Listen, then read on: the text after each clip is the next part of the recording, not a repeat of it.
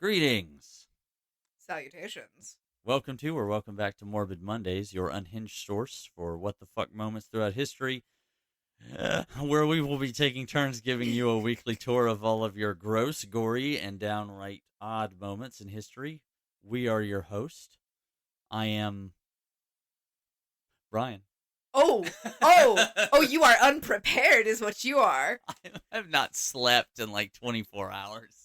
And I am an unsupervised 16th century rumor. Katie. Can't talk today. You haven't slept, I can't speak. This is going to be a fun episode. It's unfortunately no. It will be get out of here, paper. It'll be fun to inform about. I guess it's February, which because I am a child of the '80s, it is forever Black History Month. Indeed. I know that's like a changing thing, I guess now. And I don't know why. There's a lot of other stuff now too. It's also it is also, and I think it has been for some time, that it just wasn't marketed very well, at least not to my demographic where I was living in the Deep South.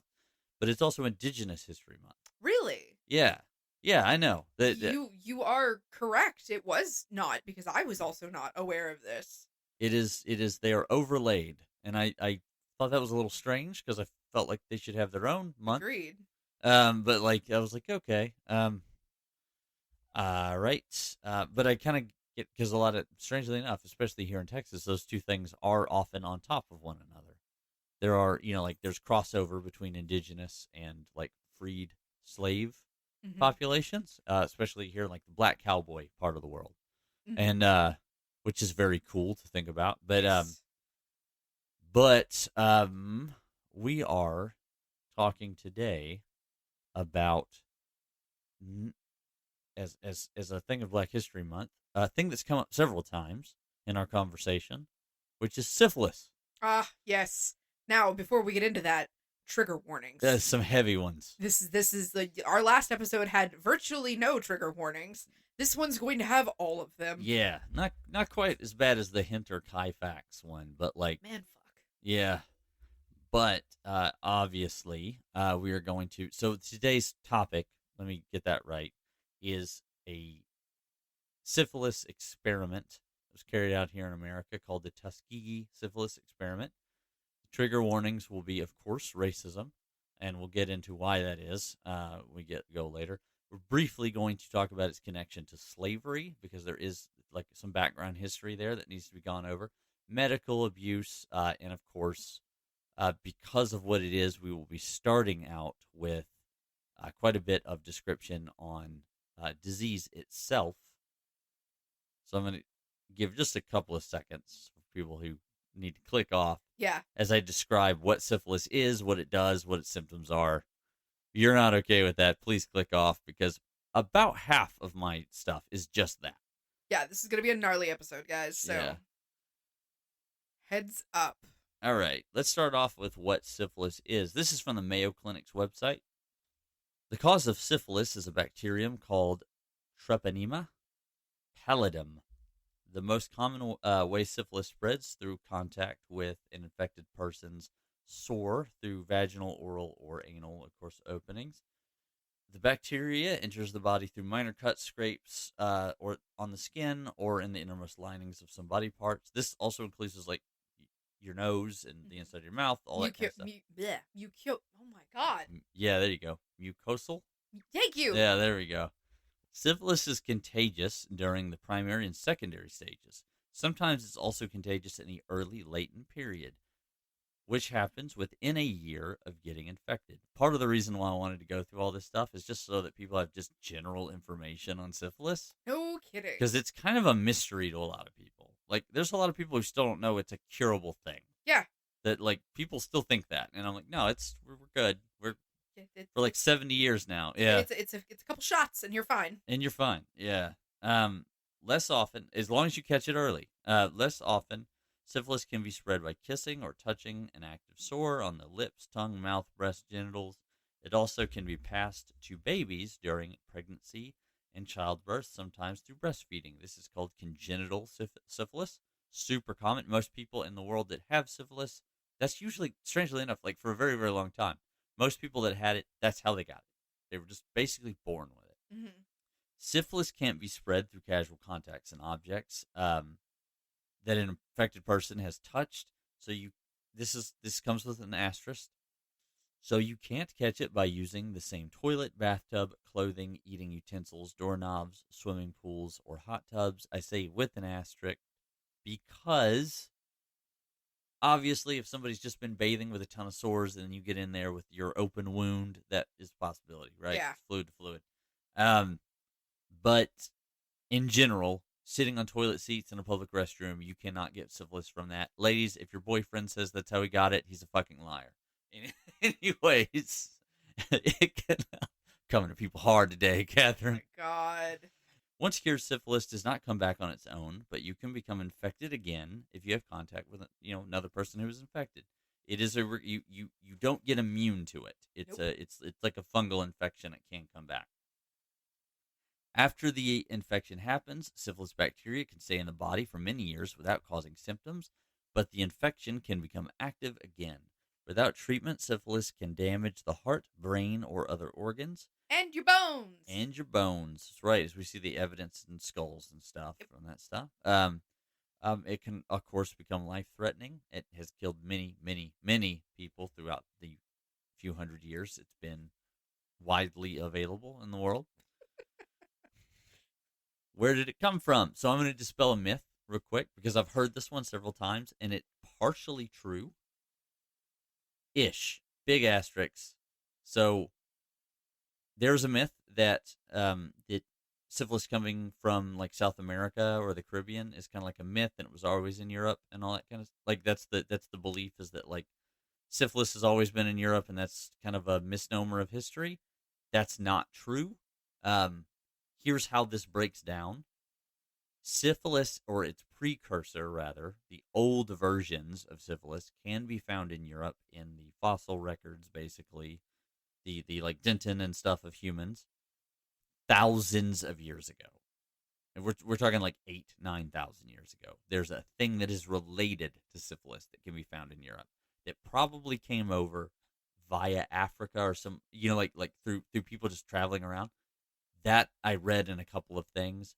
It moved into Africa, it moved into Asia, it moved into and then it migrated around and then mutated. We're talking Ice Age times. Yeah. So people are walking, traversing the continents. That is when it made its way to what a lot of people just refer to the New World, right? North, South America. And it mutated, and by the time Christopher Columbus, 1492, right, sails the ocean blue, makes it over to what is now the like Caribbean, the Dominican Republic, they come in contact with what is called syphilis. So the truth of the fact is syphilis was brought over to Europe by the sailors of Christopher Columbus, or Cristobal Colombo, if you want to be accurate about it. They picked it up in the Dominican Republic and brought it back. That's like the truth of the matter. You can find record of syphilis being around in Europe beforehand, but it's not the syphilis that we know today. It's a super old version prior to its like several mutations. It's kind of like, sometimes they say, shout out to horses. Sometimes they say that like Native Americans had horses before the Spanish. Mm-hmm. In North America specifically.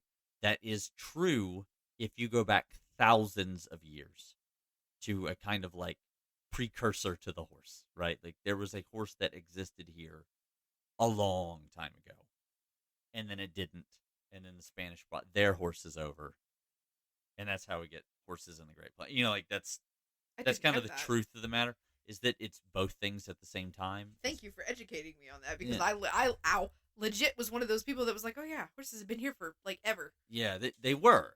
There was just a period of time where they weren't, and so you get both things. It's kind of like neither one's false; they're both true. Like it's just, you get a gap where there's not a lot of horses, and so shout out to horses.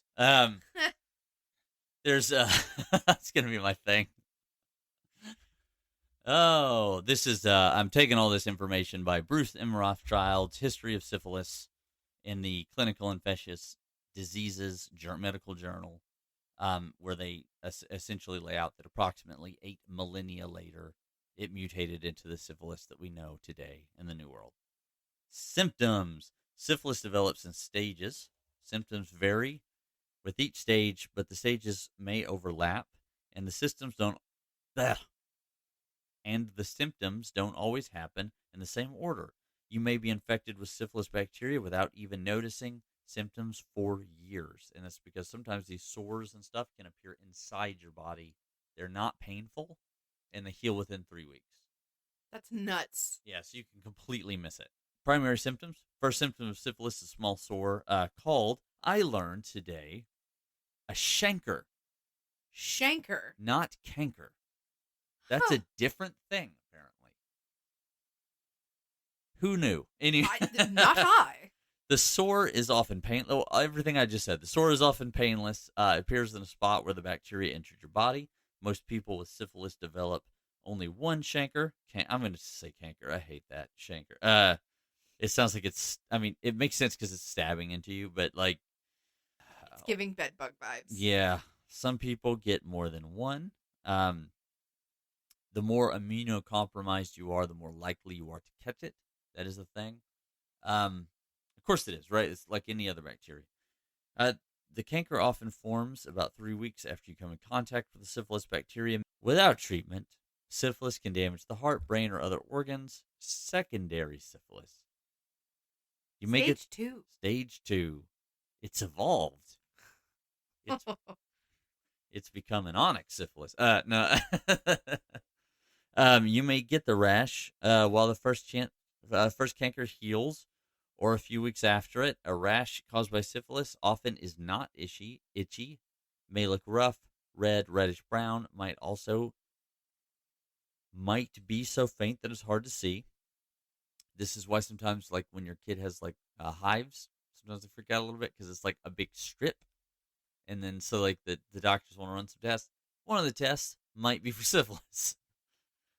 Syphilis is tricksy. Yeah, you definitely want to know if you have it. Because if you catch it early, like you said, it's a couple of shots. It's literally penicillin. That's the cure, penicillin. Rash often starts on the trunk of the body. That includes the chest, stomach area, pelvis, and the back. Usually where you see those big rashes on kids. It may also appear on the ribs of the palms of the hands and the soles of the feet. Along with the rash, you may have symptoms such as wart-like sores in the mouth or genital areas, hair loss, muscle aches, fever, sore throat, tiredness, or also called fatigue. I love that they had to put that in there. Weight loss or swollen lymph nodes. So basically, it looks like everything. Yeah. And one of the reasons why you get that lovely Z-pack of amoxicillin is because that's just super penicillin, and also it kills other shit. So, like, whatever it is, this will probably get it, unless it's a virus. Symptoms of secondary syphilis may go away on their own, but without treatment, they could go on for months or even years. And that is where we get into latent syphilis. If you aren't treated for syphilis, the disease moves to the secondary stage and into the latent stage. This also called the hidden stage because you have no symptoms. The latent stage can last for years. Your symptoms may never come back, but without treatment, the disease might lead to major health problems. Tertiary syphilis. This is where it gets fucked. Yeah, this is the nasty stage. Yeah, this is the nose falling off, all that stuff, like going blind, like it's eating your body that you have seen in so many pictures, gory and gruesome from like the 1800s. The disease may damage the brain, nerves, eyes, heart, blood vessels, liver, bones, and joints. It's not listed in here, but it can also eat your skull. Yep. Well, yeah, it did say affect your bones. Yeah, that's so true. like that could go along with it, I guess. Yeah. These problems may happen many years after the original untreated infection. Syphilis that spreads at any stage. Untreated syphilis can affect the brain, spinal cord, eyes, and other body parts. This can cause serious or life-threatening health problems and can spread to others. Congenital syphilis, we talked about how pregnant people their babies can catch syphilis, even though initially their babies are like not harmed by it. It's very strange. It has to infect them.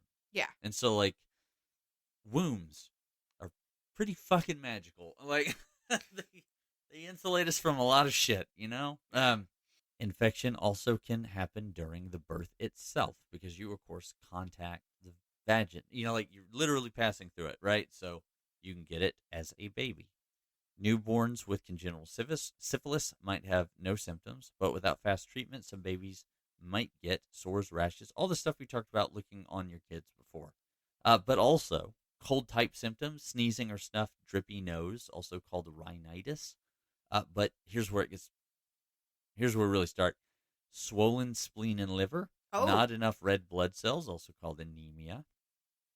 A type of discolored skin and eyes called jaundice. That's where you're a yellow baby, and that's due to the damage to the liver. Later symptoms may include deafness, teeth problems, and saddle nose, a condition in which the bridge of the nose collapses. which is how we got those beautiful silver noses. Yep. That's a little bit different than a sport being born with a silver spoon in your mouth. It's fucked up. I don't know. That was awful. Oh, God. Babies born with syphilis can be born too early, may die in the womb before birth. Early treatments. This is one I did not know about. I thought this was so cool. I don't know how to say this. I'm going to butcher it. Mm-hmm. Guaiacium. I'm pretty sure I got that, but I may be totally wrong. Also known as holy wood, was probably the first significant treatment. Preparations made from plants, resinous gum acted as a purgative, inducing sweating, vomiting, diarrhea, and urination. It was hailed as a blood cleanser, flushing the sickness out of the body. For many years, amounts of the drug were shipped into Europe from South America, and it gradually fell out of favor as it became clear that ultimately it just did not work. Its place was taken by the substance that would dominate treatment of syphilis for centuries. Mercury. What's really neat is that in that thing about like a blood cleanser, we are in humor theory. You know what? You're right. So it's like they think that like pissing and vomiting and all that shit will get bad bile out of your body. And we are firmly in bloodletting. Yeah. So next we have in the Mercury, the pioneering, another famous physician. Strangely enough, this guy was less of an idiot. I harp on Galen hard because he was wrong about like everything. The pioneering Swiss physician Paracelsus. Big name, comes up a lot in history. Yeah. Like a lot of his like medical manuals about like how to whiten teeth and all this kind of other shit. Paracelsus, 1493 through, so literally Early. born in the era. 1541, that's when he died, was advocating for mercury as early as 1530. Ugh. And it Mercury's so bad for you. It is super bad, but so bad. Ask any hatter. Oh yeah, jeez. But you know what? For a lot of things, it oddly does kind of work, which is really weird. Well, not for actively this. Poisoning you. Right? Yeah. Well, right. So here's the thing about these mercury treatments. Right? It was already used for other diseases, including leprosy, as a salve. It does actually kill a lot of skin-based things. A disease that may have been caught during a brief sexual liaison could result in months, even years of such treatment regimens. Hence the popular phrase, "one night with Venus, a lifetime with Mercury," which would be a great slogan for a car company if Mercury was still around. Oh.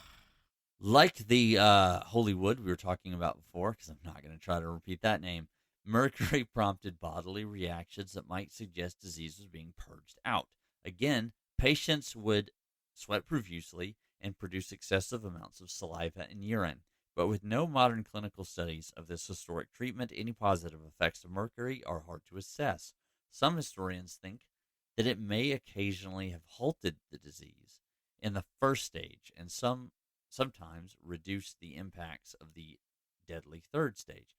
This may be true because the thing is the like tertiary stages, a lot of times it affects your brain, and mercury will pass the brain-blood barrier. So True. It is possible that that's a thing. It's also possible that it shocks your body so hard that when you first get it, it might keep you from actually contracting it. And so, like, also because it's like surface level, and they would also put it on the salves. Yeah. So that's possible. Here's the problem with all this. You cannot ethically test mercury on a person. Ever. So now that we have, like, modern science, we can't test it. And animal testing is just wrong. Yeah, especially with this. Also not accurate. You would have to test it on something like a chimp, Yeah, right? Something that's no, close to the size of a human, absolutely not. right? A chimp with tertiary syphilis is fucking scary to me. Hmm. Let's not do that. Despite such risks, mercury would remain a popular treatment for syphilis from the 16th century or the 1500s through the 19th century and even to the early decades of the 20th. Isn't that terrifying? Uh-huh. Like with how far modern science has come, and how I'm sorry, I grew up medical, Yeah. so like we didn't even have mercury thermometers in our house. I read one thing for one of the treatments for really rich people was to go into like a bath closet, like a water closet, but especially built for treatments. Mhm. And you would sit on a toilet that was like glazed with mercury above a thing of cinnabar, and then they would heat it because cinnabar is like a mixture of it's a mineral, but it's like mercury and something else. Cinnabar is crazy toxic. Like you Yeah. can't touch it. No. And so it was like that's nuts. You Being in the same room with a giant brick of cinnabar scares the shit out of me. the A little they bit just bad. wanted to die faster. Yeah, it was just like, oh well, we stopped the syphilis. I mean, you're dead as fuck, but we stopped the syphilis. Jesus. Jesus Christ. All right. The decades from the 1800s through the 1930s saw great strides in scientific understanding of disease, as also we have like germ theory. Yeah. Right? We have Leeuwenhoek and all those other guys like Hook and Pasteur and everything. When did we get early penicillin? Oh, way later. We'll get like into that was like 18. Oh, no. No. No. So we'll get in it because we're about to hit that. Okay. I can see you. Smack the fucking mic. I Just could see bing. you like you were wanting to look it up bad. I was like, give me like 5 minutes. Hold Okay. on. Put All my right. phone down. So, a key moment for syphilis came in 1905 with the identification of the bacteria responsible by German scientists Fritz Schauden Hey. and Erich Hoffmann. Pre-Nazi Germany was making some strides. Fuck you, Nazis. Anyway, And then like one group ruined it for everybody. they ruined like everything. Yeah, like that really. That Jesus Christ. Well, really multiple groups. Pan-Germanism didn't. Sure. Yeah, there's a lot of shit going on in Germany, but the science was pretty solid. Sometimes. The following year, an antibody test for diagnosing syphilis was developed by another German, August Paul von Wassermann. And That's he's a name. a member of the nobility with a von in there. Yep. That's usually who has the money to sit around trying Yeah. this kind of shit. Although results from the Wassermann test could be ambiguous, from the late 1930s, many U.S. states introduced regulations requiring couples applying for marriage licenses to take the test. A license would only be issued if both were syphilis-free. Not until the 1970s did such laws begin to be repealed, and only in 2012 did the last state, Mississippi, no longer require premarital blood tests. Today, they still remain a place in several countries around the world. That's crazy. Okay, so funny story. I'm a member of multiple crochet groups because, I have a sickness. and it is fiber art.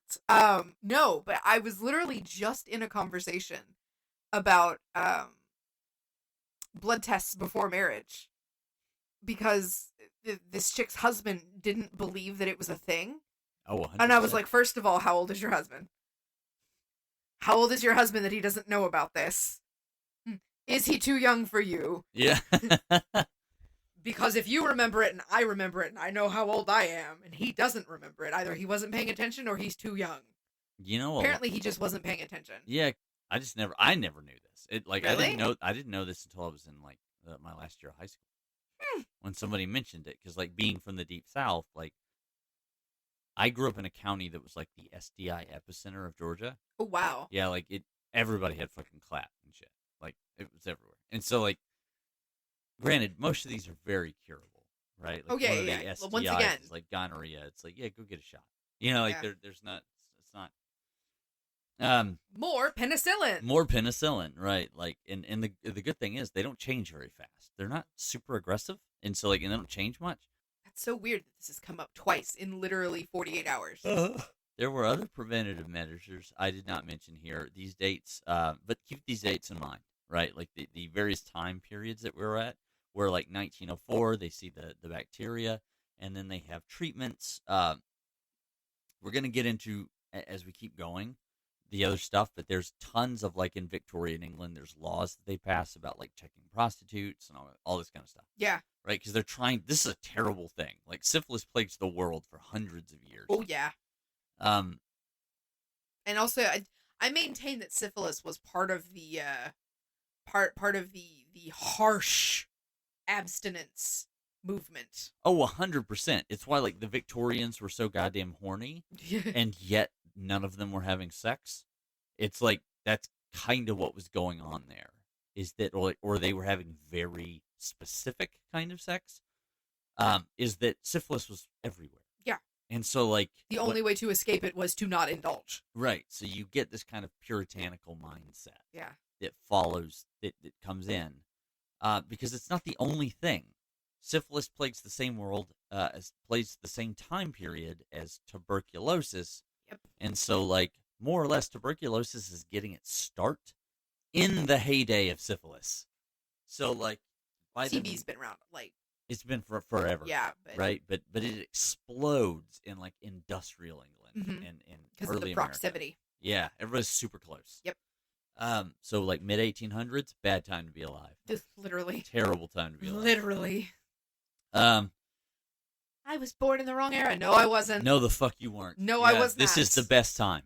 It's us and future, and that's it. Everything else sucks. Like, really, it really does. Like, read Sawbones podcast is an excellent thing to refer to people who are just like, I should have been born in the 1600s. Absolutely not. Ooh, no. Buddy. Yeah. Hey, guess what happens when you need a catheter in the 1800s? It's about the size of a straw. Yeah. Yeah, like it's good God. Arsphenamine. Oh, that was fun. See, we're getting our giggles out because in a second it's gonna get like super grimdark. Rather grimdark. Yeah, and I fuck, dude, it's making me so nervous to even talk about arsphenamine, a drug originally known as Compound 606. That didn't sound ominous at all. Jesus. But it's got a really cool story. Was first created in 1907 in the laboratories of Paul Ehrlich. Yeah, Ehrlich. 2 years later, one of Ehrlich's research team, the Japanese scientist Sabachiro Hata, observed its anti-syphilitic properties. By 1910, it was being marketed as Salvarsan. Salvarsan effectively was the first real cure for the disease. Side effects such as liver damage, headaches, vomiting. It was also quite unstable as a drug and kind of hard to prepare as a compound because druggists had to make this stuff. Yeah. So your local pharmacist had to mix it. Having worked in a compounding pharmacy before. Yeah, it's tough, right? Like that's why y'all went through such rigor to learn this craft, is because there's some stuff that doesn't come in pre-made pills. Nope. So, here's the thing though. My favorite thing to compound was a mouthwash. Yeah? Yeah. I don't ask me why, I don't know, but it was super like satisfying to like pour one into the other in the little beakers and watch it go bleh. I remember one of the components was milk of magnesia. While effective against the early stages of syphilis, for those in the final tertiary stages, its impact was limited. Yeah, I would imagine, because at that point you're riddled with it, so Yeah. you would need something intravenous or like an extreme oral round of antibiotics. Yeah, because it's going to have to literally get into your bone. The development of penicillin. Here we go. Here's the cool shit. The best thing ever. 19 what? Way later than you thought. Really? Alexander Fleming discovers penicillin in 1928. Wow! Why did I think we got penicillin so early? Because it's been around in our lives forever, and in our parents' lives, and in our grandparents' lives. So, like, to us, it's super old because it's bread mold. It seems basic. Now, I will give you a quick history aside. Penicillin as a super mold, not necessarily penicillin, but mold-based medicine has been around for a very long time. Yeah. So, like the Arabs, for instance, and I literally mean the Arabs, not people of the Middle East, right? But archers in the book Arab Archery, they talk about being a horse archer, and one of the things, if your horse starts to get a saddle sore, take moldy bread, wet it, and put it below their saddle, because the mold will cure the infection Yeah. on their fur. That's mold-based medicine. They are basically making penicillin, but not penicillin, but its family. Yeah. Right. It's in the psyllid family. Yeah. And so various bacterias and funguses and all kinds of stuff have been used for medicine for, like, in folk medicine, for probably millennia. Yeah. But this is the first time someone isolates the super strain of bread mold we now call penicillin. So That's so crazy that it's still so new. I would have it's not even 100 years old yet. no. Well, see, you need microwaves. You Whoa. need microscopes first. Yeah, that's true. You got to be able to see it, and then also you have to be able to propagate it. So you've got, like, beakers and test tubes, and like petri dishes. You have to know how to do and that. disinfecting processes. And yeah, Yes. I follow now. It's wild to me. Yeah, your tiny animalcules, as they used to call them. And so that's Alexander Fleming, and he discovers this in 1928. Its mass-produced largely begins in 1941. What? Because they don't know how to propagate mold on a mass scale. No one's ever needed to do that outside of the wine industry. So if you're like a cheese farmer, Oh yeah. right? So they had to bring this into a lab world, and that's largely where they get a lot of this technology.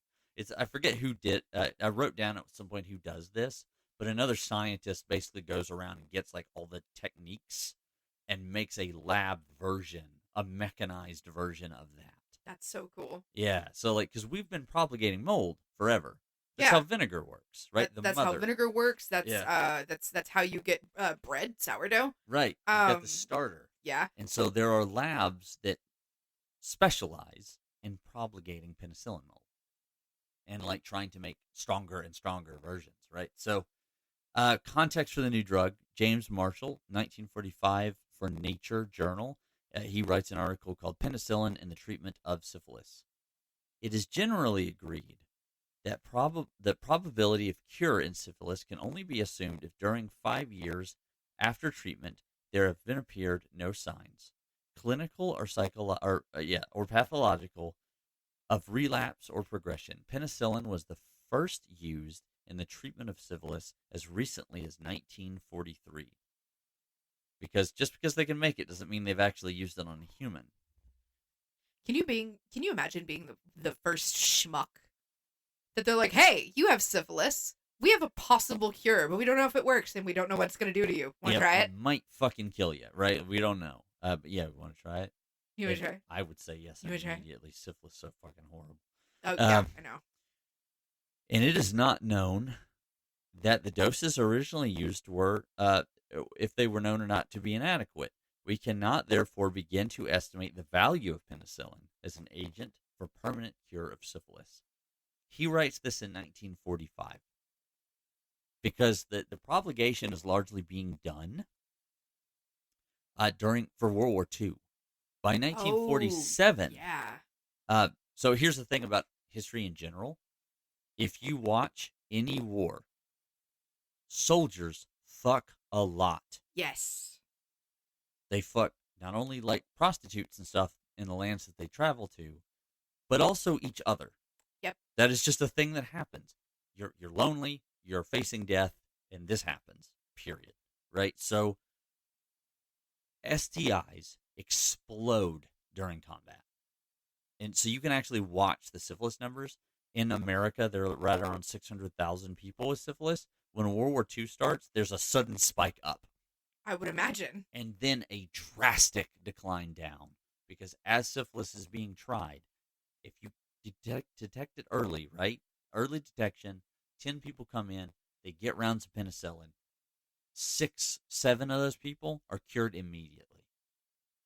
And so, like, the numbers of syphilis in America plummet. You can look at the graphs. They spike up for World War II and then just slam to the ground by the end of these couple of years, 50% of the total populace is completely without syphilis. Period. Because congenital syphilis is no longer spreading. Yeah. So, like, it's fucking great. Fleming is one of those, like, monumental.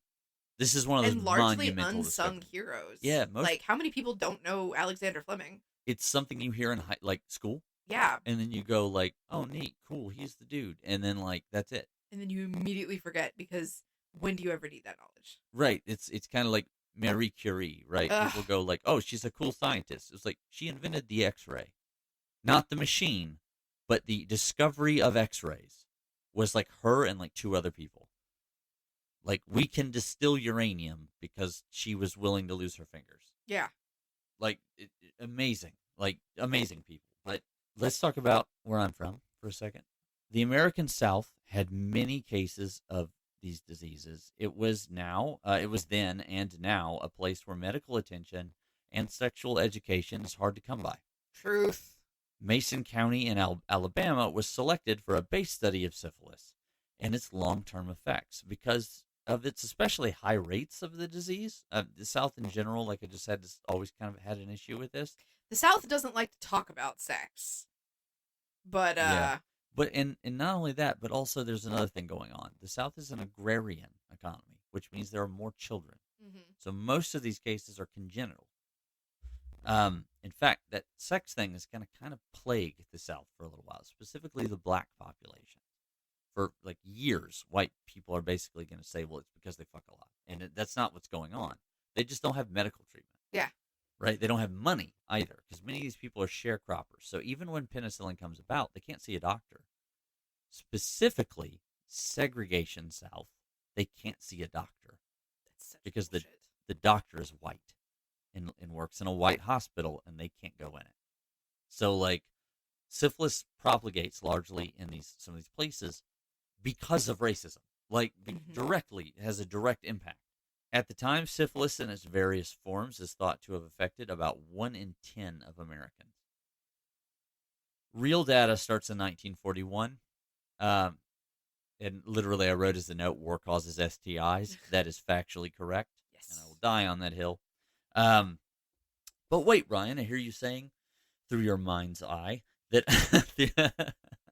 through my mind's eye, I thought there was. Hear it in your mind. I thought there was already a treatment even before penicillin. Why was it such a problem? Well, you see, Katie, just as I explained before, racism was largely the problem. Yep. We did talk about briefly earlier all those things like Compound 606 and all that kind of stuff. Not affordable for a sharecropper in Mason County. And also shoddy. Yeah. Like, sometimes it just did not work. Sometimes it doesn't work. Added to the fact, we're going to get, we'll get into that in just a second. Added to the fact that if you're born with it, you may not even know that you have it. Exactly. You may not know what these symptoms are. Some people are less symptomatic and just don't show signs of it. As I recall, Compound 606 is a topical compound. Yeah. Not an oral. So if you have no symptoms, you get no treatment. Why would you apply salve? Yeah. Now, there is a oral that is being taken by soldiers that is a, like, mercericide, or whatever you call it, a mercury and sulfate compound, I think, that is not great for you, but apparently it does actually work to some degree, but again, only if you catch it as early as possible. Yeah. And that is very much a maybe. We don't really know because we can't do proper scientific studies on it. Pesky ethics, which we will talk about in great detail very soon. That ethics thing is going to come up a lot. The U.S. Public Health Service, or USPHS, terrible acronym, Untreated Syphilis Study at Tuskegee was a study conducted between 1932, this is why I asked you to keep track of those dates, sports fans, 1932 and 1972. A study was supposed to observe the natural history of untreated syphilis. For those of us in the modern era, what they mean by the natural history is just what happened scientifically. Watching something and recording the data is sometimes just called natural history. So, as a part of the study, researchers did not collect informed consent from participants. They also did not offer treatment, My God. even after it was easily available. Because, see, that's the thing, right? 1932, penicillin's not around yet. The other ones are, but it's definitely around halfway through the study, right? It starts to become mainstream in 1941. The Tuskegee Syphilis Study experiment ran from 1932 to 1972 and involved 400 impoverished African American men living in the United States, in the state of Alabama. There were also another like 200 men, 201 specifically, because it's actually 399 people with syphilis, 201 control. Yeah, I'm Great. like actively rolling my eyes. You'll see why here in a second. The men had been diagnosed with latent syphilis, meaning that they had the infection but were yet to show the obvious symptoms. The purpose of the study was to follow the effects of the disease left untreated. Not that the men were ever informed that they had syphilis to begin with. They were simply told they had bad blood. To What? ensure, well, yeah, we're going to get, because me being from this part of the world, we're going to get into why that part pisses me off a great deal. To ensure that men show up for the possibly dangerous, painful diagnostic and non-therapeutic spinal taps, doctors sent particularly misleading letters titled "Last Chance for Special Free Treatment." This is from Brant N. Allen in December 1978, when he wrote an article called "Racism and Research: The Case of the Tuskegee Syphilis Study," in the Hastings Center Report. I'm going to interject here. I grew up in the Deep South, and if you told me that I had bad blood, I would think you were talking about sickle cell anemia, because everyone I knew growing up called sickle cell bad blood. Now, there are also many, many pieces of evidence, like historical documents, that show that bad blood was also a colloquial name for syphilis. The thing is, you see this a lot in this research, where people go, well, they told them they had the bad blood, and then they just believed that. And it takes so much agency away from these men. And I say that because it makes them out to be stupid, right? That they just had bad blood, and we'll have something for that. They're intentionally using wordplay. Right. Like And they're also using words that mean multiple things and not clarifying. and not clarifying and not offering treatment. And also, you have a captive audience. These are poor sharecroppers in Alabama. They don't have another option. Exactly. Specifically, why, and I wanted to bring this up as well, why it's called the Tuskegee Study. So the reason why, many people may have heard of the Tuskegee Airmen, Mm-hmm. the famous World War II fighter pilots, or bombers, actually. So it's called the Tuskegee Study because it was partially based in the Tuskegee Institute, now called Tuskegee University, and a hospital that was nearby. The school was founded by Booker T. Washington, one of America's like early awesome black men in history, and if you are in school right now, Booker T. Washington is definitely on your hallways. It's like everyone knows Booker T. Washington. He's pretty cool, pretty awesome. He started the Tuskegee Institute as a place where like black people could work and goes, it's one of our like old, historically black institutions. The reason why the Tuskegee Airmen were called that is because there was a field built, airplane field built near the Tuskegee Institute, where they learned how to fly. So they were called the Tuskegee Airmen because of the college that they learned how to pilot at. That's cool. Also, that these awesome like airmen of World War II history had to learn at a black college because they wouldn't let them practice on the regular airport field. Everything. That's so stupid. It racism pervades literally every inch of this story. It drives me crazy. Yeah, like, so, why would they go through this, right? Because it's painful. These spinal taps hurt. For taking part, the men got free meals and medical treatment for minor ailments at the Tuskegee University's clinic.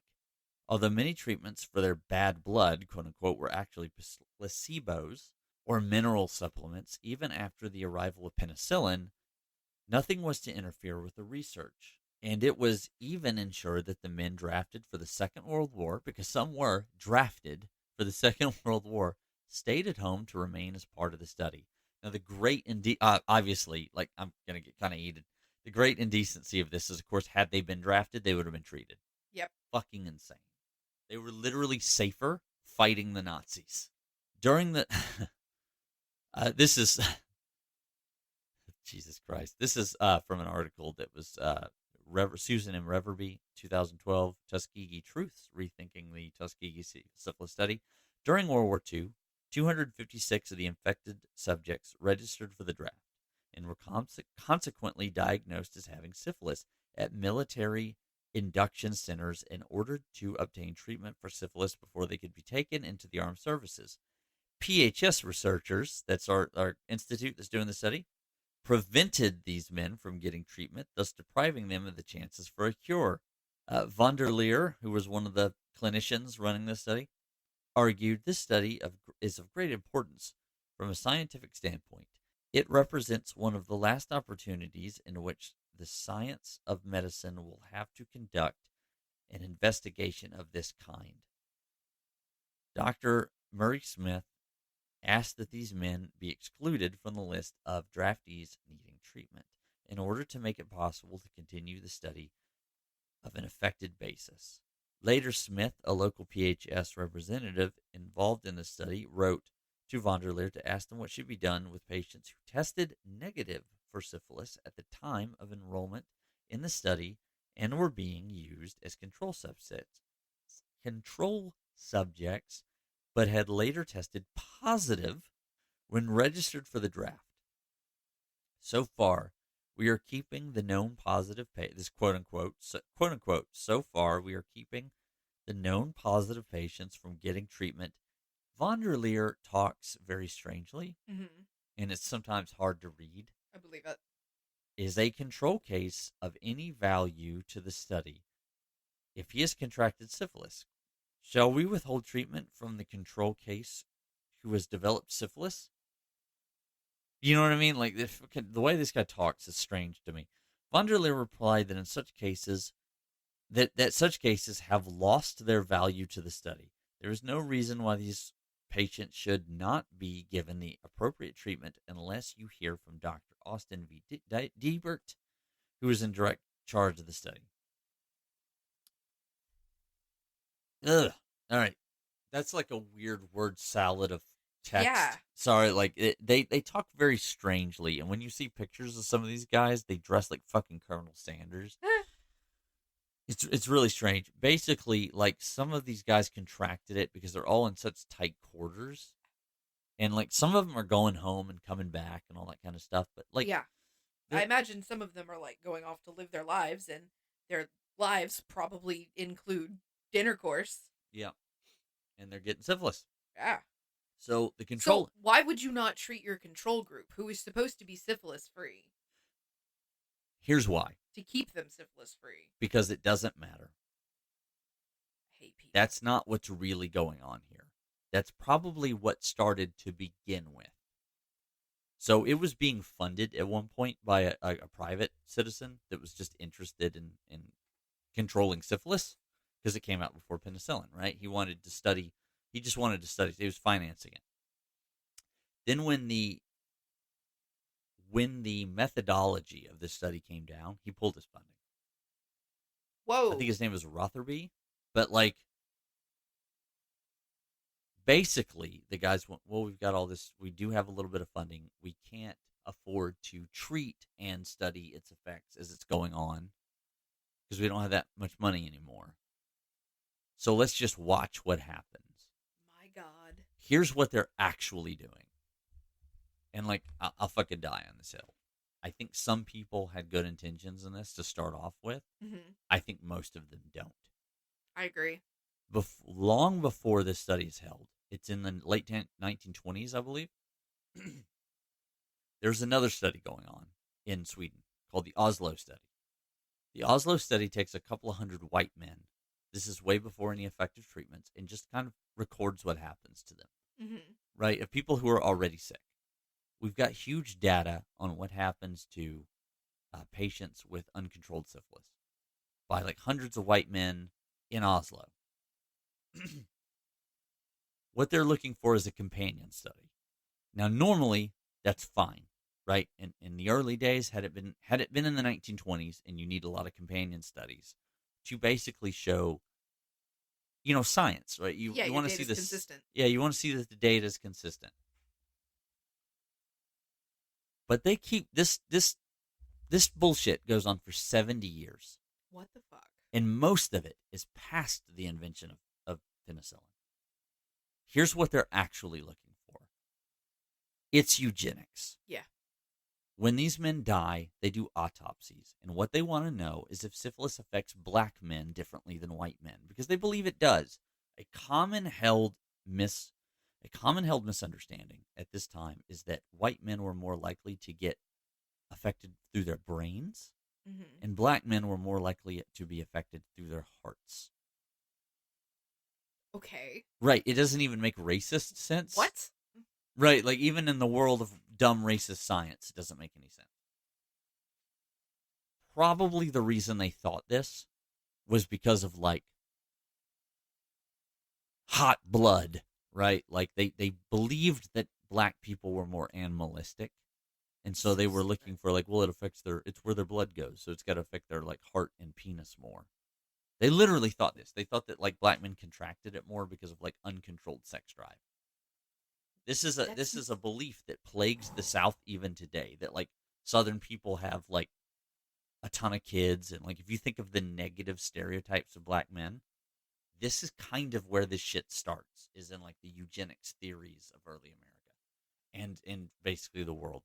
So it's crazy because it's super stupid. Yeah. It does not affect us any differently. No.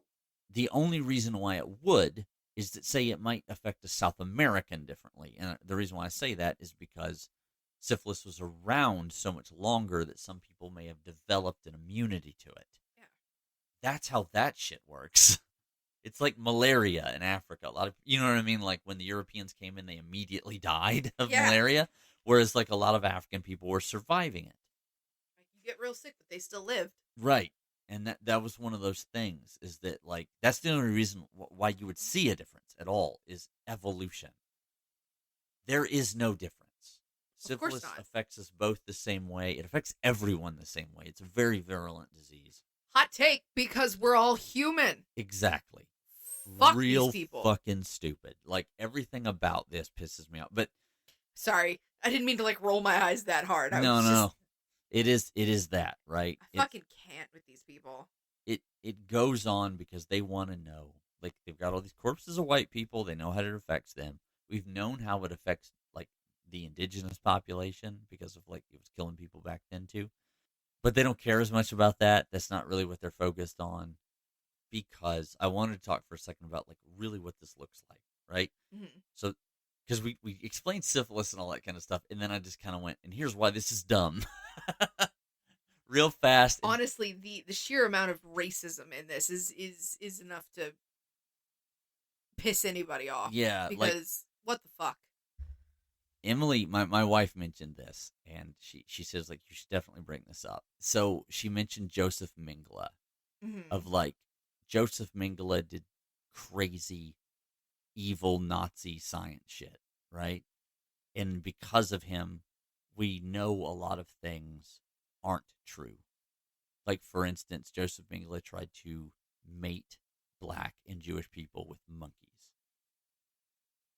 Bro, what? He thought they were not human. He was trying to prove that they were not human. Obviously, they did not have babies. Yeah, clearly. So, like, because we are wildly different. Yeah.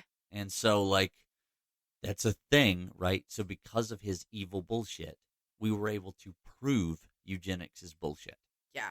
The only silver lining of the Tuskegee experiments is that it was one more, like, bit where we just basically said, no, you're dumb. Disease does not work differently. There's no... Every racist stereotype like this is stupid, right? Like, even the positive ones, right? Where you go, like, Asians are good at math. No, Asians practice math. Asian school systems in Asian countries like Japan, Korea, and China prioritize math. Mm-hmm. That is why people are good at math. It is not has nothing to do with their race. It is that it is built this way. And so, Skill, like, practice, and training. skill, practice, and training. There are slight things that might give you certain advantages. Like Michael Phelps has double jointed knees.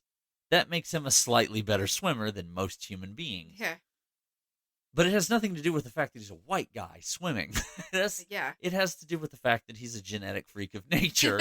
And like, he has less in common with me than fucking anyone. You know what I mean? Like, I feel like I have more in common with fucking LeBron James than I do Michael Phelps. My knees don't wiggle like a noodle. You know what I mean? Like, that everything about like racist assumptions is so fucking dumb. Dude. But let me get into what the experiment actually entailed. All right. So Pray, go on. first, a group of men approached Tuskegee about running this experiment. Now, keep in mind, this is before penicillin is out. So they're like, we want to study long-term effects as a co-experiment to the Oslo experiment. They say yes, because at this point, it is a good idea. Yeah. Right? At this point, they're like, yeah, we need to know. Syphilis has been around for so long, and while most people are going to be familiar with the effects of it, because at this point it's prevalent enough that everybody knows everybody that's had it. Right. Or has it. And specifically, they want to study latent syphilis, because we have treatments for early stage syphilis, but we don't really know how to deal with it in its latent stages. So, like, yes, right? Like, they're like, yeah, let's do this. Tuskegee Institute says, like, yeah, and then other doctors from the local hospital nearby sign up as well to put their resources towards this, because it's a major problem. Mm-hmm.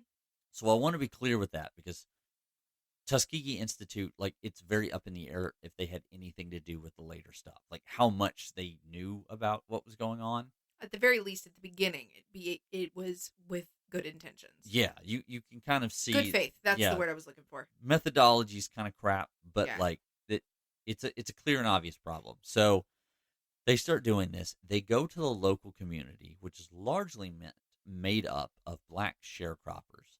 For those of y'all in the audience that don't know what sharecropping is, at the end of the American slavery system, essentially black people were freed, quote unquote, but they also owned nothing. So they continued to farm the land that they lived on, but they had to pay rent. And so what you wound up with is small pockets, like small-scale farms, where black families were living like subsistence farming, and often they were in debt to whoever owned the land. This made them extremely poor. Yeah, so they would go around to these like communities with a liaison and basically offer free treatment, like we read before, right, about the bad blood. This was a problem that plagued the community, so people just signed up. Like, and with these pamphlets of just like, they were trying to get them in because it's going to hurt. And they're going to be subjected to like spinal taps and other kinds of vitamin treatments and all kinds of shit. Or they think anyways, right? Or at least that's what they're told, because from what I'm gathering from what I've learned here is that a lot of it was a lie. Yeah. And this works. These guys going out and trying to get people to sign up, it does work. They get a lot of people to sign up. They get, 600 in total. As we read before, there was active pushes not to treat the people that were infected. And this was all to basically show what would happen to their bodies. And I thoroughly believe, this is my opinion, but I do believe the end game was corpses. I think they wanted to see where the damage happened. So they wanted to do the autopsies. Yeah. More than they wanted to note or deal with anything else. At the very least, I think they wanted to see how it progressed in latent cases that they had kind of written. And then once penicillin came out, well, they already had them in. And they still wanted the proof. So they just let them die. And that is barbaric. Insane. It's barbaric, yeah. The venereal section of the U.S. Public Health Service, PHS, formed a study group in 1932 at its national headquarters in Washington, D.C. Taliaferro Clark, head of the U.S. What a name! USPHS, is credited with founding it. His initial goal was to follow untreated syphilis in a group of African American men for 6 months to 1 year. See? Regular fucking study. So how did we get to 70? And then the follow-up with the treatment phase, right? Which they never did. Which they never did. Then the Rosenwald Fund, that's the guy I was talking about earlier, withdrew its financial support. I think they smelled bullshit. Yeah. Yeah, I think that's exactly what happened. Your investor cued into your bullshit and went, I'm out. Yep. A treatment program was deemed too expensive after the investment was pulled.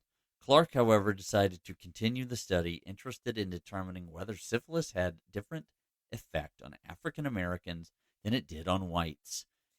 A retrospective study of untreated syphilis with white males had been conducted in Oslo, Norway, and could provide the basis for comparison. The prevailing belief at the time was white people were more likely to develop neurosyphilis, that is, syphilis effects in the brain, and that black people were more likely to sustain cardiovascular damage. Clark resigned before the study was extended beyond its original length. Clark also smelled bullshit. Yeah. Yeah, like that's what happened. They just went, I don't like this. You know, like everybody pulled out who could pull out. Yeah. It should also be said. It should also be said that throughout this experiment's history, because it runs for 70 years, it's being published in medical journals the entire time. What? And most people don't read medical journals. This is back when you had to like pay for them and they showed up at your doorstep. Ooh. Right? Like where you went to a library and got access to them.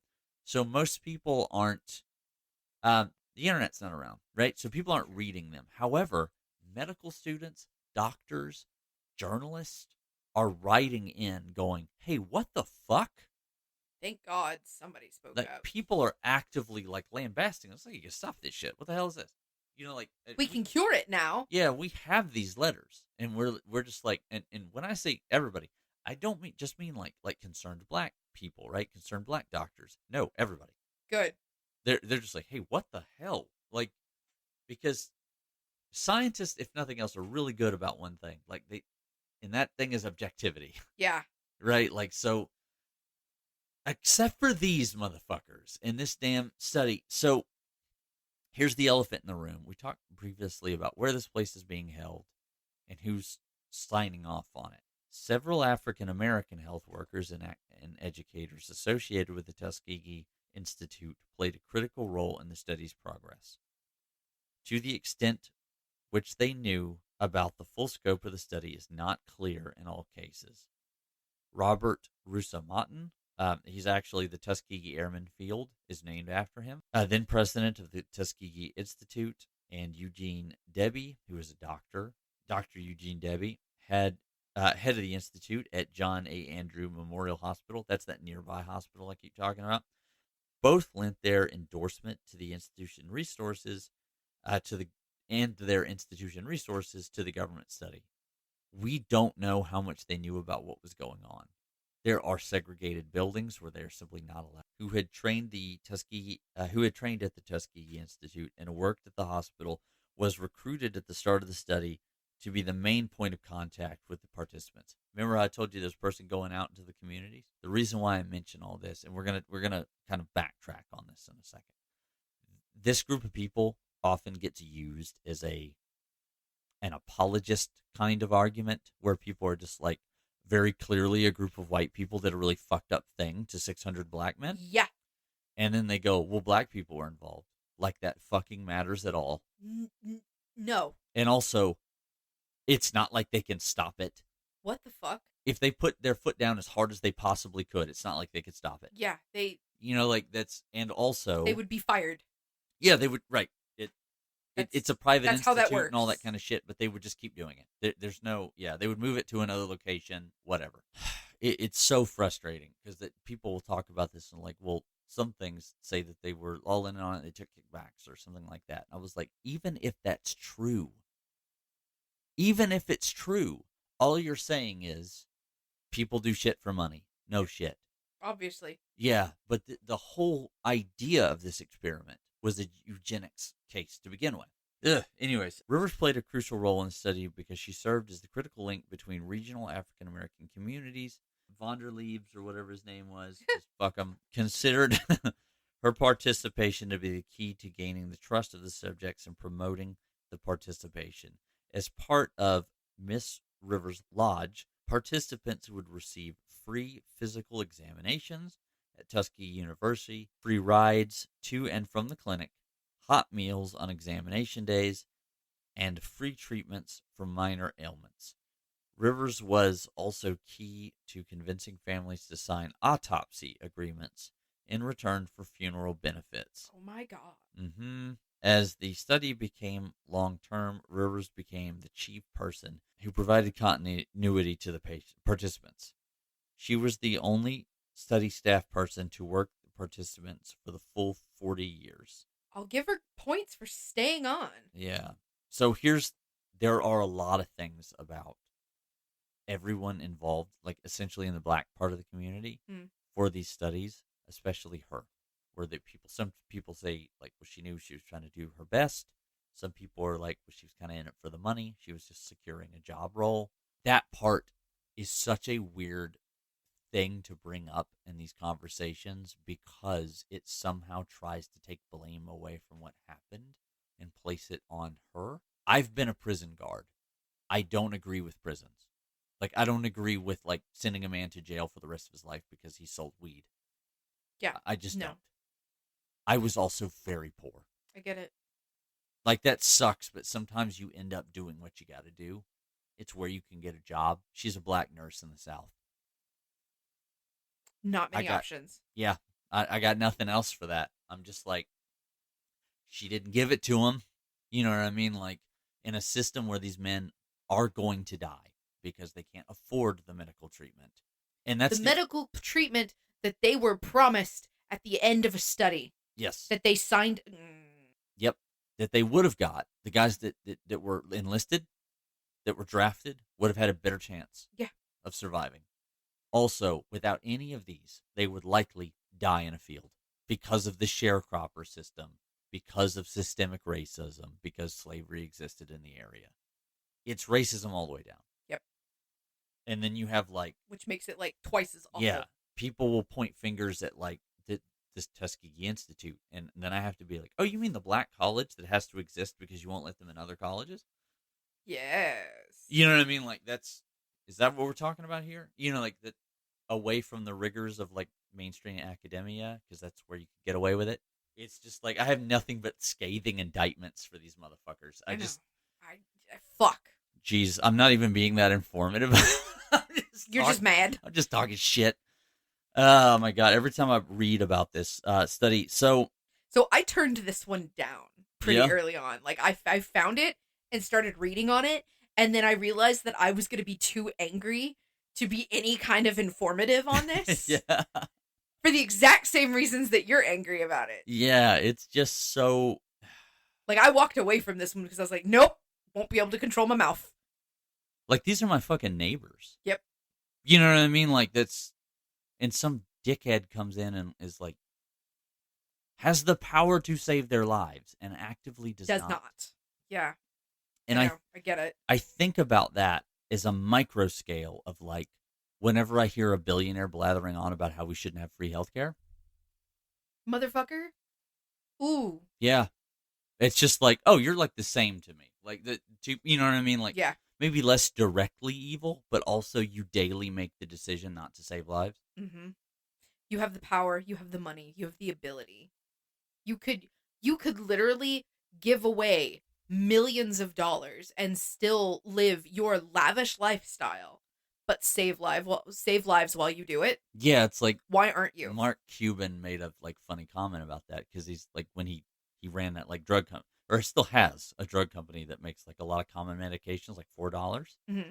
And they were like, well, why do you want to do this? And he's like, because I fucking can. Because I have $30 billion. I was like, why wouldn't I stamp my name on what is a guaranteed business? Yeah. I will still make money on, and also make like amoxicillin affordable for like fucking everybody. I don't, you know what I mean? I don't understand the people that won't do it. Yeah, I don't get it. I don't either. Even for like egotistical reasons, I would do it. Like, okay, let me I'm gonna waylay us here for just a second, because like my first instinct when I came into money, like I got my inheritance, and like my first instinct was to take care of my family and then to make sure my friends were taken care of. That was the year that I took a Strenfest. Yeah, that's right. Yeah. And like paid for fucking everything. Like money was no object that year for anyone. Your lights needed paid, I got you. Yeah. You're like you wanted that pair of boots that's stupid expensive, I got you. Like they're I don't understand these people. Maybe it's because I grew up military, and then like when my dad got out of the military, we were kind of poor. Yeah. So we had like community, like we had to band together. And so if one family member had a thing and somebody else needed it, or needed help with something, like you came together to provide for your family and your community. So I don't understand all of these billionaires that have all of this money and all of this power and all of this time that they could be helping, and that why don't we have more Batmen? Where are the Bruce Waynes? Shit, at this point, I'll take a Lex Luthor. Yeah, just well, you almost have one of those. No, an actual Lex Luthor. Yeah, because like Lex Luthor, like canonically in the comics, Lex Luthor without Superman is just a philanthropic billionaire. Literally, like before Superman, he was just like, no, I'm going to help the world because I can. Yeah, because fuck you, and because it's an ego thing, right? Yeah. He's just like, yeah, I want my fucking name on every building. Hell yeah. All right, so the study continued. This is after like the whatever. I don't care what his name is. I really don't. I thought about this. I thought about completely leaving their names out because to me they're like serial killers. Oh yeah. And I'm like, I don't want to talk about you. Like, this isn't about you. Names have power and you don't get any. Yeah. The study continued under numerous public health service supervisors until 1972, when a leak to the press resulted in its termination on November 16th of that year. By then, 28 patients had died directly from syphilis. 100 had died from the complications related to syphilis.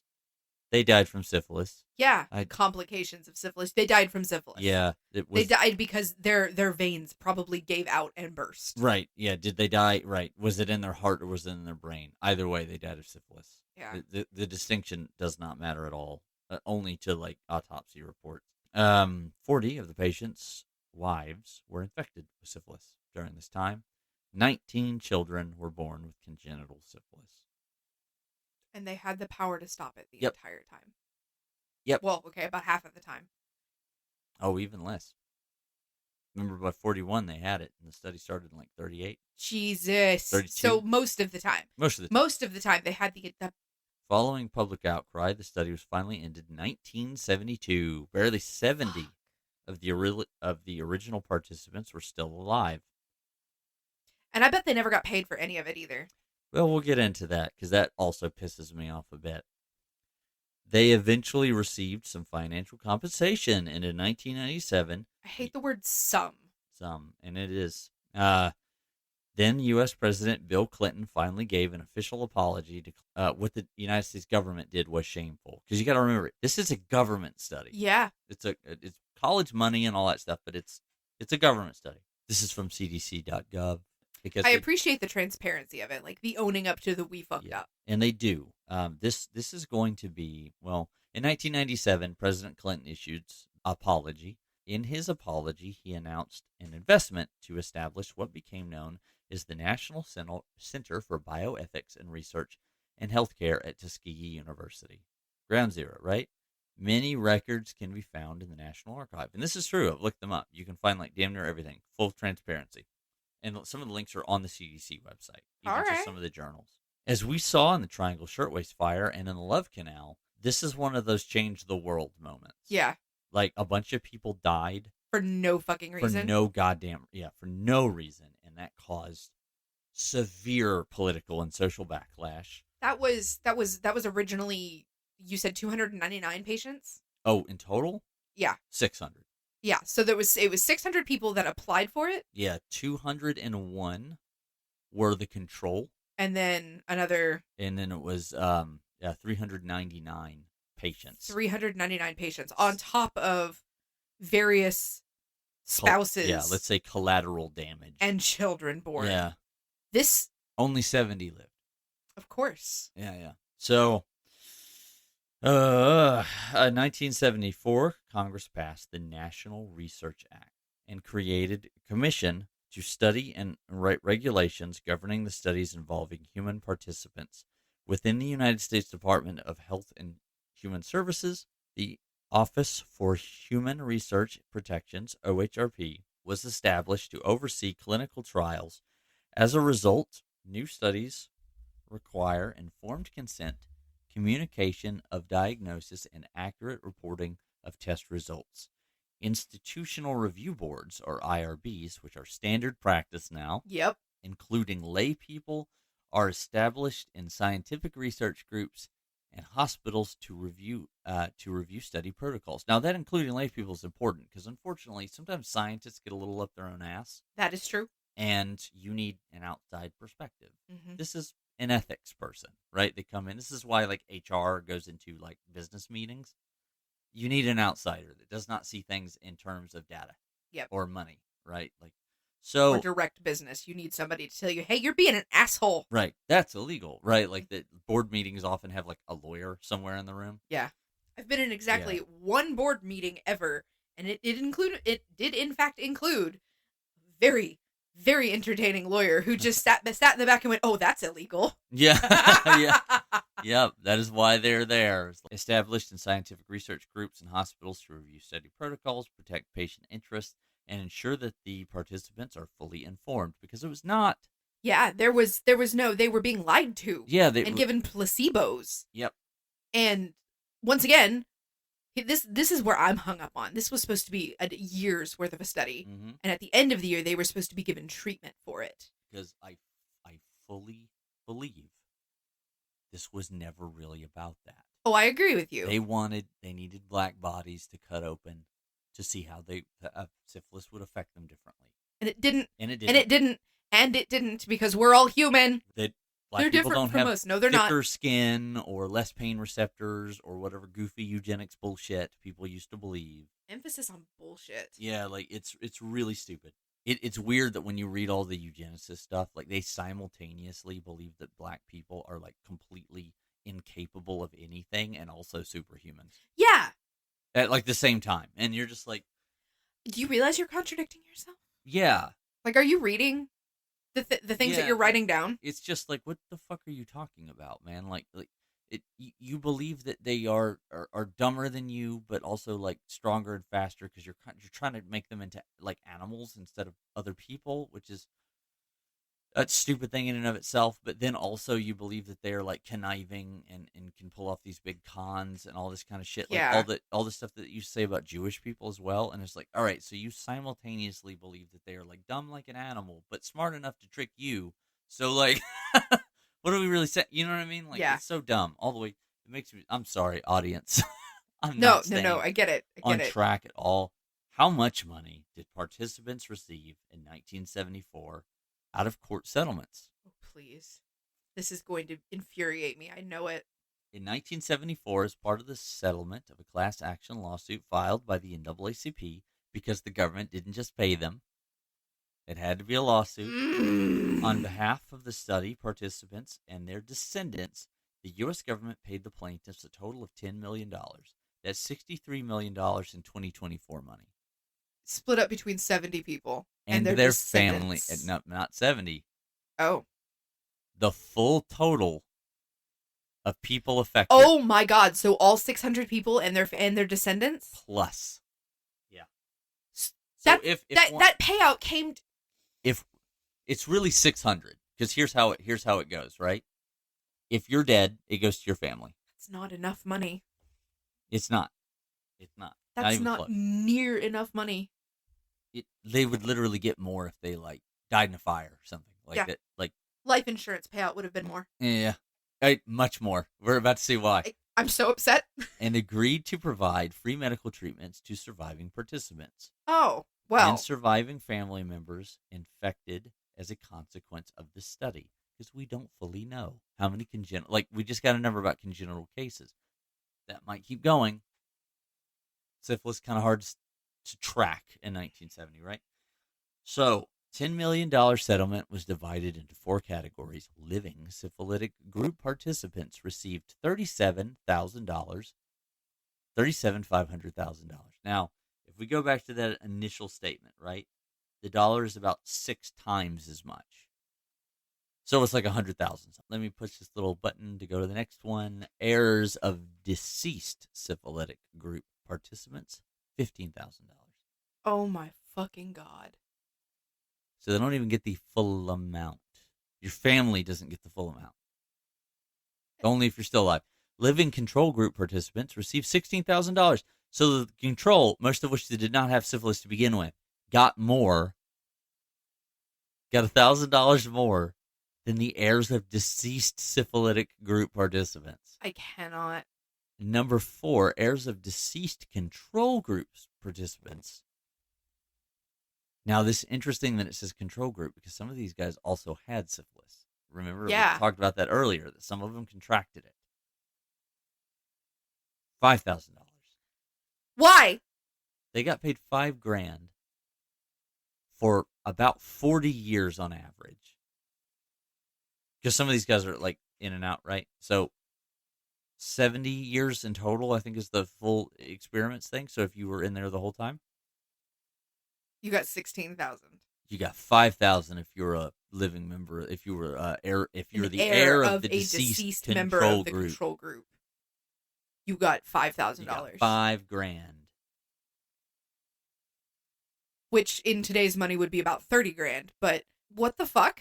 Staggering, Katie. If I filed a lawsuit today of this level of ethical bullshit, I'm getting 10 mil easy. Just me. Yep. And just this is me. 600 people. Yeah. More than that, because now it includes their heirs. Yeah, and I assume that that's like the number split up between those people. So even worse, right? Like, let's say, but they get free medical care for the disease you caused. So for the disease you could have cured with 2 doses of penicillin.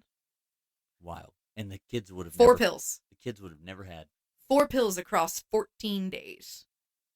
That's it. That's all it would have done. Yep. And you wouldn't have had... It's less than an amoxicillin Z-Pack.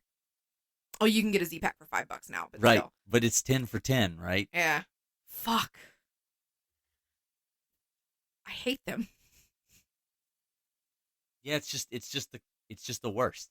There's no... So, like I said, the silver lining was that, like, they got to disprove a lot of eugenic stuff. And a couple of people got, like, regular careers, because I think that was probably part of it, is this literally some people just needed the fucking money. Yeah. And a hot meal. Fuck's sake. That's all I got. Fuck. That's the Tuskegee experiment. Awful. There's no, there's no, like, it doesn't, people don't get saved at the end. And the financial compensation for this was laughable. Because to go out through syphilis is so painful and so awful. And they're getting spinal taps the whole time. Yeah. Why? Why? First the fuck of all, why a spinal tap? Because it's all placebo. Because they're watching to see the concentration of syphilis in the spinal taps. They're watching its progression, how fast it progresses, how deep it gets, because they think it's white people. The same. Yeah, because they think white people get it in the brain more, and so they're watching the spine, and they can't tap their brains, so they're watching the spine and finding the exact same numbers and going, "Oh no, that can't be right." In complete random occurrence, just like because sometimes it affects different shit. Yeah. So, just like in white people, random occurrence of outcome. I hate this. The only thing that might determine where it's going to go is how you got it. Yeah. That's it. Through the mouth, through the genitals, that's it. Oh my fuck. You know, one of the crazy part? Which one? Because this is just made of crazy. Yeah, this is made of crazy. And racist hate. This is not even the largest medical study against black people. It's not even the worst. It's not even close to the worst, Katie. Like, just off the top of my head, I can name 2 that are much, much more gruesome than this. And it's like, I am sometimes amazed when I read these stories. I would be so fucking angry all the time if I read this and be like, oh, that was my grandmother. Like I would be so pissed all the fuck. And it is a miracle that people have hope for the future. And I can also see, like, thankfully I've read enough like civil rights stuff to know that most people want civil rights. Like when you look at not only the Million Man March, but what was happening in California at the same time, Mm-hmm. being led by like actors and stuff, and then it was happening in some like major cities all across America. That I know that it must have been mind-boggling. It must have been. It must have been mind-boggling to be a white person in the civil rights movement and then just like talking to black people about their daily life. Oh, how vastly different they would have been. Yeah, in like the 1950s and 1960s. Yeah. It must have been fucking crazy. Of you know what I mean? Like if you're a white, let's say you're a white student in the 1950s, you're used to doing like student marches or protests or whatever, and you come and sometimes the cops rough you up a little bit, right? Mm-hmm. Then you go and you want to watch the Birmingham March or Selma or something like that, and you're watching Martin Luther King march or you're watching Malcolm give a speech, and then a bunch of guys like let loose dogs. Like that must have been fucking crazy. Like you're just well, what the fuck? Like it must have been so wild. And then to be like one of these like white students that's studying to be a doctor or that is a doctor and is reading this medical journal and reading about these experiments as they're going on, and then just go like, and then writing letters like, what the fuck are you doing? Like in a lot of these things when they write, they're ignored. A guy, when one guy writes them to like request, like, I need to talk to you. What is like, What are you doing? Yeah. Why are you doing Why this? are you doing it? The methodology doesn't match your statement at all, and it's going on much too long. And we have penicillin, and it's like, what is happening here? Why aren't you treating these men? Why aren't you treating these 300 men? Like that's on top of the 600. the control group that would have contracted it. Yeah, it was like, what is happening? Why aren't you treating their families? Why aren't you? What the fuck? Why are you doing nothing except watching? At the end of World War II, also, I need to say that we had surpluses of penicillin. Yeah. Right, like one of the drug problems, like with drugs that start in this country, is around the sheer amount of morphine that is just available in the country at the end of World War II.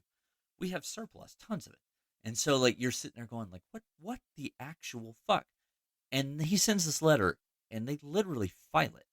We still have the letter because it goes into a filing box, closed, unread. Like, it's opened by a secretary, sealed back up. They read it, and they go, they won't care. Seal it back up and put it in the fucking filing cabinet. My God. Yeah, like people are coming up to these, like phoning in and stuff and going, like, hey, stop. Like, this is unethical. Everything about this is wrong. But it's a government study in a private university. They literally cannot stop it. Like, outside of firebombing something, and, like, it's in people. That's not going to help anything. Yeah. There is nothing they can do. It's not like going to destroy a machine. It's in these men. The best thing that they could do, and that really many people should have done, is just to drive there with penicillin. Yeah. And then just be like, fuck up their entire experiment. Yeah, fuck your experiment. Fuck you. Fuck this torture, because that's what it is. It's long-term torture. Yes. You have the ability to cure these people. These men. Humans. They held, like, there was a reunion of this after all these laws were passed. 7 men were left. Now, some of them just died of old age. Right? This happened a long time ago. Yeah, it was literally went on for 70 years. But, like, it had the bearing of a war memorial. Yeah. I would fucking imagine. Imagine being made to suffer for that long. And I would hope at some point, no, because they didn't, because the study went on. Like, you stated that, like, how many of these people opted out at all? Oh, no, none of them? When they went to the army and they were like, hey, you should take penicillin for this. And they went, no, remove them off the list. They're part of a government study. Yeah. Like, I don't think they were allowed to. And the tragedy of, like, the poverty, where are they going to go? Yeah. They live in the city, the institutes, and like, where are they going to go? This is at the same time. This is awful. Yeah, it's gross. It's this is going on. This ends. This is going on the entire time of like the civil rights movement, of the Jim Crow laws. This ended in 1972? Yeah. That was what, 15 years before I was born? That's how recent this is. That's why, like, when people during Black History Month, people are like, well, I don't know why they're so upset slavery ended in the 1800s. I was like, motherfucker. It's not just about the slavery. No, it just kind of kept going. I Yeah. was like, this is super recent. I went to high school in a Section 8 in South Georgia. It was a great school. It really was, like, for the budget it had and for all that stuff. We literally had a banner that says the world's greatest students walk through these halls in our school. Like, people believed in it, right? Across the street was a graveyard that had been there since the 1800s, and right next was a Section 8. That was left over from the redlining of the city. That's where black people were allowed to live. I think... So it's like, what the fuck are y'all talking about? Like, it's every day. I think more people need to understand how recent all of this hatred in history is. Listen, there's a reason I have a reputation for being a motor mouth on my dad's side of the family, because I do have a relative that tried to pop off with some racist shit, and how can you walk around saying stuff like that about another human being that you don't know? Right. You don't know that person. On arbitrary nonsense. Agreed. This is like, it's just, oh my God. It makes you so angry. Well, that is, I don't know. This has been very long. I think I've been talking for almost 2 hours. That's okay. We're going to have to cut a lot of it out because monologuing. Yeah, just me bitching about shit. Me too. Yeah. Like, It listen, really I get is. hot about like racist crap because it's all bullshit. Yeah. As a final note, to wrap all this up, I want to mention again, cdc.gov. You can read a lot about this study. You can look up things. There's a great Wikipedia on it because many, many books have been written about this. Oh yeah. This is a landmark case. This was a, like you said, a change the world case. Yeah. And that's good.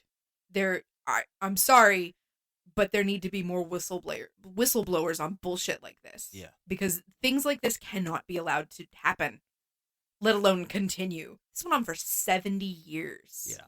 And I feel like the first, like, 20 were probably, like, because the first, like, 10, they didn't have penicillin, right?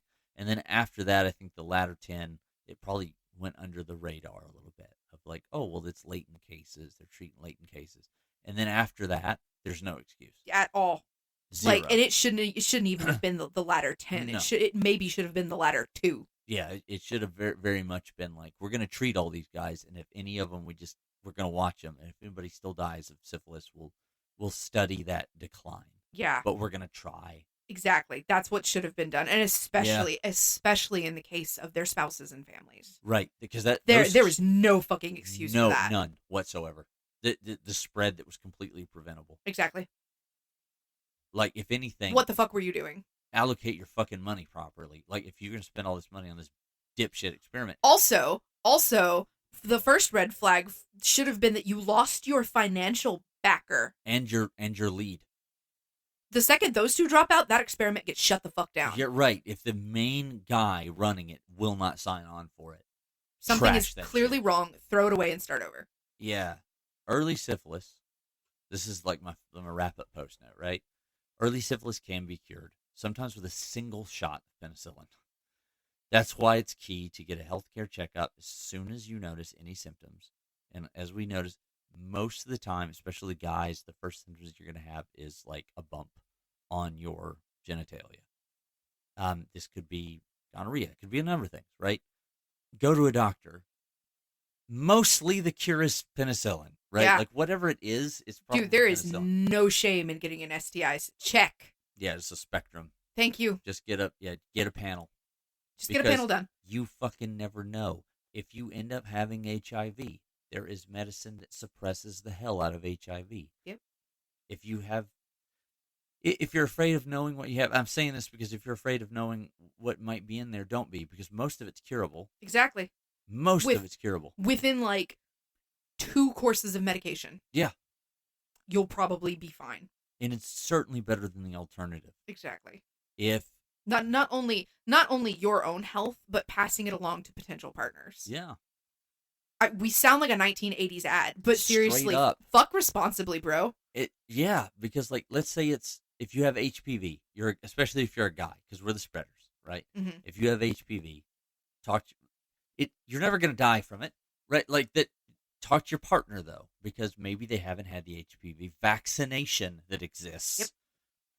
And if they don't have HPV, you can prevent them from ever getting it. It's a great like opportunity to really maybe save their life. Just saying. Just saying. And like literally, I know there's a whole bunch of social stigma around like getting checked for things medically, but it's literally you go in for a blood draw. It's your medical records are confidential. Yep. Your doctor will not share that information with anyone else. And the only reason that people would find out that you did what you did, i.e. going in and getting yourself responsibly checked, would be if you told them. And straight up be proud of that shit. Yeah. You're doing a good job if you do. And spread the news about like cuz a lot of people don't know about syphilis. A lot of people like that it's curable. A lot of people don't know that PrEP exists. And that if you're very sexually active, especially in the gay community, because that's been a historic thing where it's been like underfunded and ignored ever since fucking Reagan. Yep. That PrEP helps with that. It can help prevent catching it to begin with. And so like Along with other proper protections. yeah, right. We're just better at this now. Everything has gotten so much more advanced. Mm-hmm. Condoms are safer, thinner, and stronger than they've ever been before. Like, and also there's alternatives for latex allergies. Yeah. You can be safe and have fun, bro. Yep. Oh my God. My solace and all this too is like that all these evil fucks are dead. Thank God. We did mention very briefly that's like this is the last that quote that was all weirdly worded. Mm-hmm. It's like this is the last chance we're gonna get to do an experiment like this because they fucking knew once this shit got out this was gonna be the last. Oh yeah, they absolutely knew what they were doing was wrong. Yeah, morally, ethically, fucking probably physically wrong. Yeah, like, it's basically like you got a contract to administer a mercury cure, and you know it's unethical, and they're never going to let you do this again. So you're going to ride it out until the very end. Except for it's not a mercury cure; it's letting guys die of syphilis when it's perfectly curable. Yeah. All right, yeah. So on that extremely depressing note, fuck responsibly. Don't let racist shit slip by you. Like, if somebody says something awful about someone else just because they are of another race or religious anything, shut that shit down. Yeah. Hey, this is Brian from Morbid Mondays. If you like the show, please consider stopping by at our Ko-fi account. That's ko-fi/Morbid Mondays. It's $1 a month, or just any one-time tip. And if you would like to help us fund our future endeavors or just want to show a little bit of appreciation, awesome. Thank you so much for listening. And if you don't, whatever. Have a great day. Thank you so much for listening.